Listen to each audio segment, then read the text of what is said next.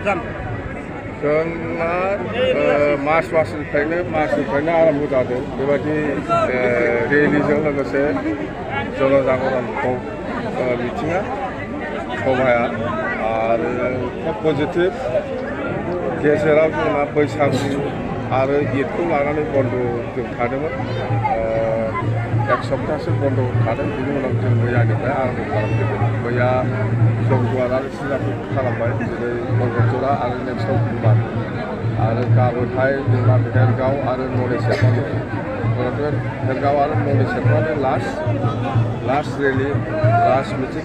जागोन आरो बिनि उनाव जोङो BPF सेन्ट्रेल कमिटि हिसाबै गोदानै सावरायफिननानै आरोबाव नेक्स्ट आरो प्रग्राम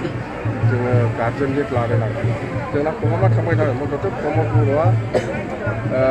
3 बोसोराव जेबो खामानि मावनो हायाखै बियो प्रमान जाबाय हाजार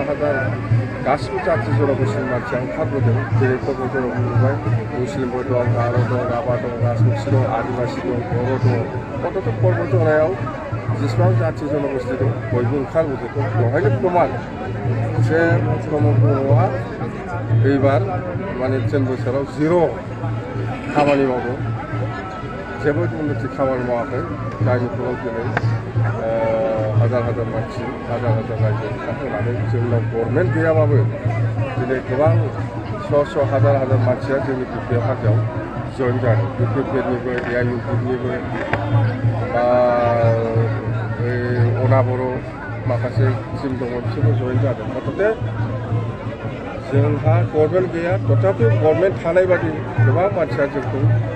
माने जोंजोंनो खामानि मावफानो होननानै जों जइन जादों आथिखालाव प्रमद बर'आ माबायदि सरकार सोलिगासिनो इउपिपिएलआ माबायदि सरकार सालायगासिनो दं इउपिपिएलआ माबायदि सरकार सालायगासिनो पाब्लिकआ नुगासिनो दं सुइजारलेण्ड बानायनो होन्दोंमोन सार प्रमद बर'आ सुइजारलेण्ड आं मिथिया सुइजारलेण्डआ माबायदि हयथ' दा प्रमद बर'आ जेबायदि खालामगासिनो दं बेनो हयथ' सुइजारलेण्डबो जानो हागौ प्रमद बर'नि खोथा BTCखौ सुइजारलेण्ड बानायनाया सुइजारलेण्ड खोथायाथ' बहुद गोजान खिन्थु बियो दिनै फैसा जानायनिसो कम्पिटिसन मारिलायगासिनो दं इउपिपिएलनि MCLA DMफ्रा सरकारखौ सालायदों फैसा जानायनिसो कम्पिटिसन जागासिनो दं सोरनाव खम सोरनाव बारा बिनिसो हिसाब दैलि गावजों गाव नांलायो MCLAफ्रा खामानि मावनायनिथ' खोथा गैया